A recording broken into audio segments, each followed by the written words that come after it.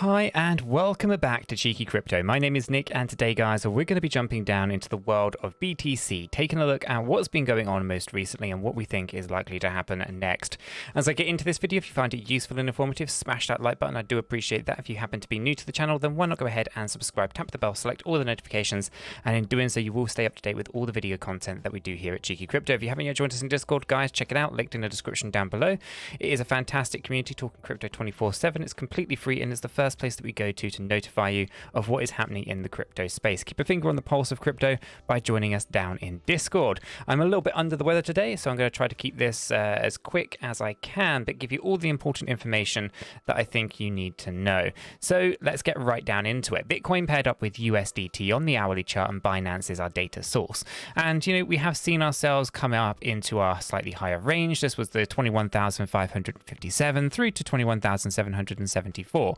Double tap this one, you can see it right up there. That's something we were talking about a couple videos ago, so nothing terribly too unusual or strange. We also had this area here of thinking this was going to be our kind of like supply area, the bigger one also being a supply area, but then we narrowed it down a little bit. Otherwise we kind of hit target, and we saw what happens when you hit target. You go in the opposite direction. So we started to come on down. Now I do want to kind of address some of the other stuff that we kind of see in the space.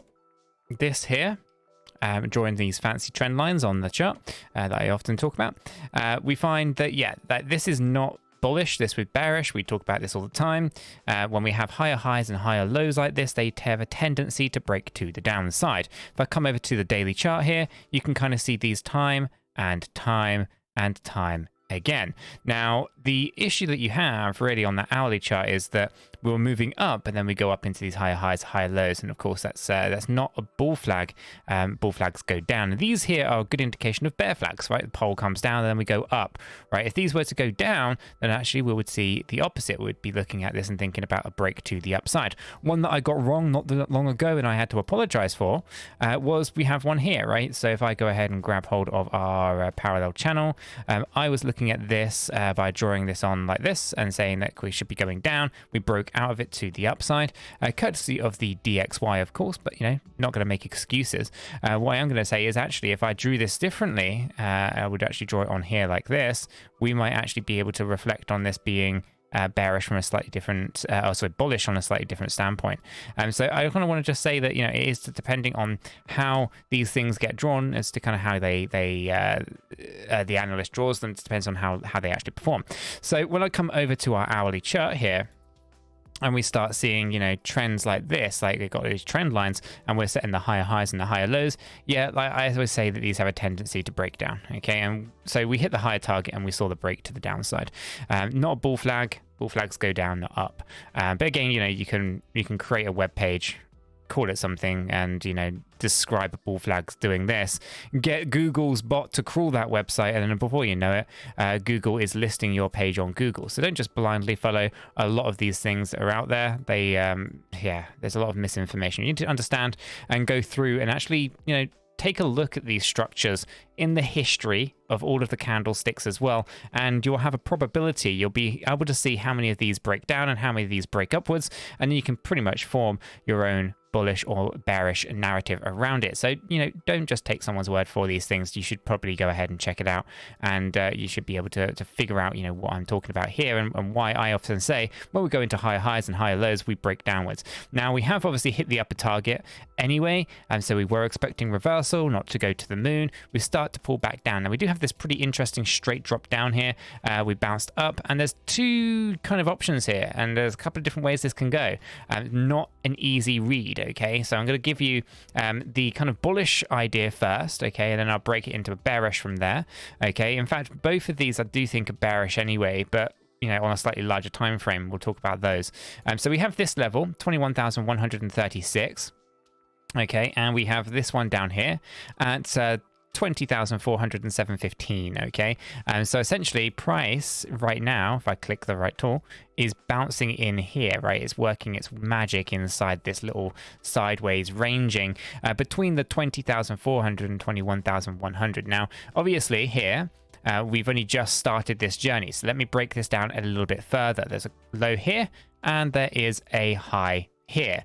Now, from an Elliott-Wave theory perspective, I'm going to remove this one in the middle here. We don't need that, right? From an Elliott-Wave theory point of view, right now, what does it look like? Well, we've kind of gone and done a couple of things, right? We can see we went up here, down, and then up. So in theory, we could be done with the movement to the upside. And we can also articulate that there's a potential move here to come down here, okay? Now, this particular one would actually be a lot more bearish overall, but we'd probably have to move up again before moving down. And that's because if we take this entire drop coming down, we would look at this as an entire wave in itself. We bounced up here into a wave, and we've got to come down a little bit further. So these look a little bit bearish, but there is one more bullish kind of scenario, and that's if you ignore this initial step here. So let me remove this one. So we go up in 3. We can argue that we've come down in 3 right in here. You can see we have this kind of little mini bounce like this, and then we can go up. So we could end up with this kind of breaking of structure to the upside temporarily here, here, and here, testing that 50 EMA, which was previously, by the way, guys, areas of support that was being found. Okay, we broke it. We found it resistance here.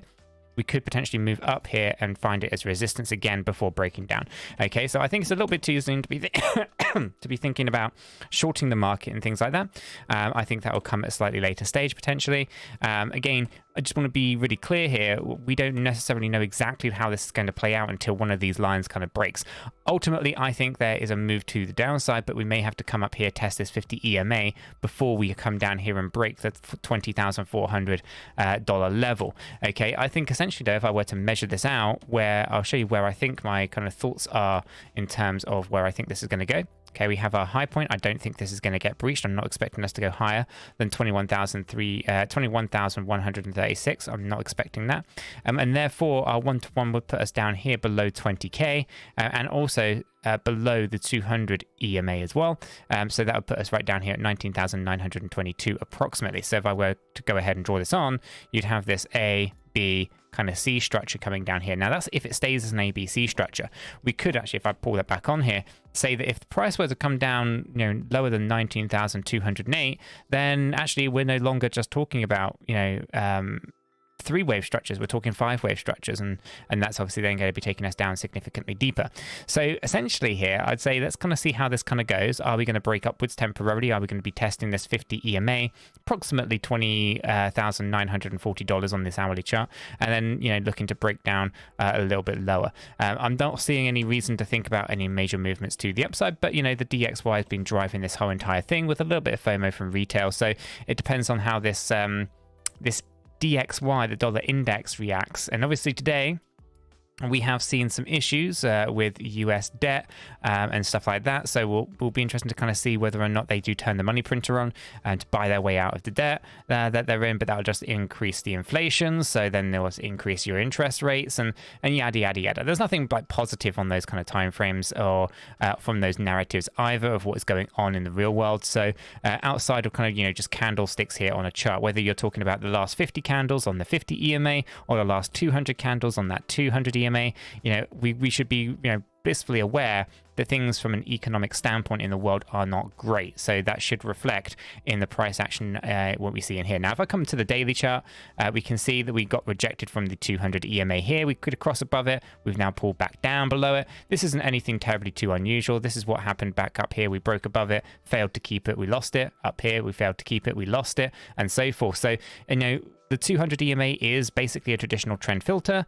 It's not looking great that we've lost it, so it'll be interesting to see how that kind of goes. It's possible that we do rally up a little bit more and then we make this a complete 5-wave structure. I don't think that's really what's going on. I see this as a 3-3-5 structure inside our C wave, so not looking overly bullish in that kind of standpoint. From our weekly chart here, you can see the YABC structure taking us down into the lows, and again we have got that death cross still looming. Of course, we are going into lower highs and lower lows on this one, and those do break upwards, so positivity is to be found here on a slightly longer time frame. Okay, so I don't think we're there yet. I think there's potentially still one more move to the downside. And also for the record, I do not think that this is a 5-wave structured move to the downside. We do not actually meet the criteria for a 5-wave move to the downside. I think what actually is going on here is a WXYXZ. Okay, and I think the next move down is the one that will bottom out this entire structure. But, it's a bit too soon to be really confident on that. Don't think it's there yet, though.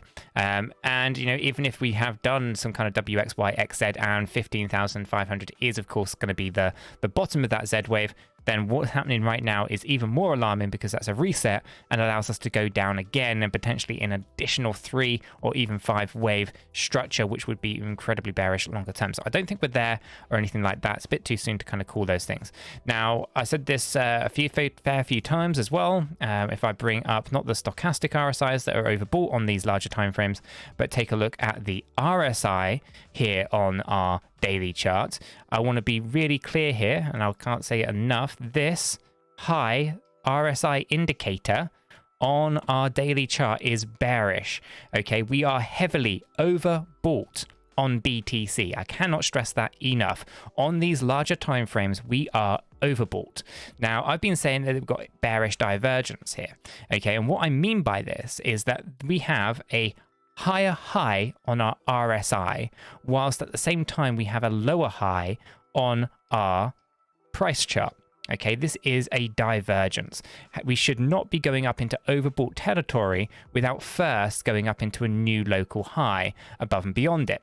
Okay, so on the smaller time frames, we have this break here. So this is kind of, people looking at the smaller time frame saying this isn't bearish divergence because, we've pierced above this one. That's great. That's fantastic. But if we actually take this and move it over to where we were in August, right, another bear market rally, then we are in fact in a lower high. And if we do the same thing on our RSI, then yes, that is bearish divergence right there. Okay, so we want to be really aware that this is not a positive thing to be looking at here on our daily chart. Not only are we getting rejected from the 200 EMA on the daily, we do have bearish divergence here with the last kind of major movement in the market to the upside, that local high up there at $25,000. So for Bitcoin here, unless we can pierce above that level, I don't think we have a bright outlook here, and I do think we have to come on down. Again, when we come to the weekly time frame, there is, of course, an interesting structure, and a lot of people love their trend lines on here. They'll be drawing their trend line in and thinking that, great, we've broken above this trend line on the RSI.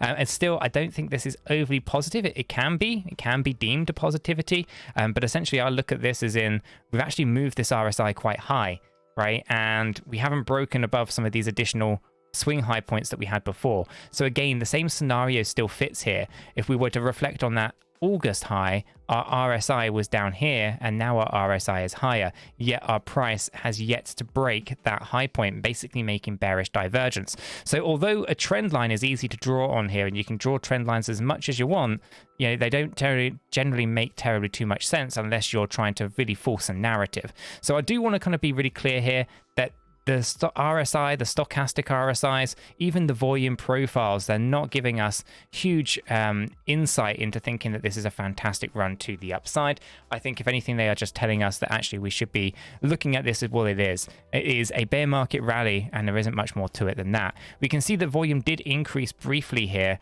last week, but it is decreased volume on where we were previously. I mean, if you even take a look over here, for example, this high as we were moving up towards 22,000, had much better volume than we have right now. So even if we were to take the volume profiles, we also look at it in a bearish light as well. So as much as I want to see a bull market, and I really do want to see a bull market come, I don't think we are there yet. Let me know your thoughts in the comments down below. Really interested to get your thoughts and opinions on BTC, whether you think 15K is going to hold as our bottom, or whether you think we are going to have to drop down a little bit lower. Let me know. Really interested. If you found this useful and informative, smash that like button. I appreciate that. If you're new to the channel, then why not go ahead and subscribe, and don't forget to join us down in Discord. Until the next one, have a fantastic day, guys.